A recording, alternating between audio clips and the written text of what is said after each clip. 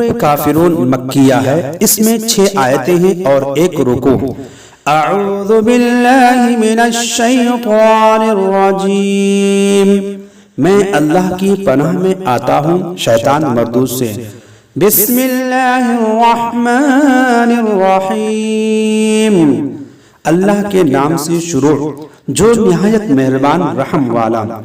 قل یا ایھا الکافرون، تم فرماؤ اے کافرون، لا اعبد ما تعبدون، نہ میں پوجتا ہوں جو تم پوجتے ہو، ولا انتم عابدون ما اعبد، اور نہ تم پوجتے ہو جو میں پوجتا ہوں، ولا انا عابد ما عبدتم، اور نہ میں پوجوں گا جو تم نے پوجا، ولا انتم عابدون ما اعبد، اور نہ تم پوجو گے جو میں پوجتا ہوں۔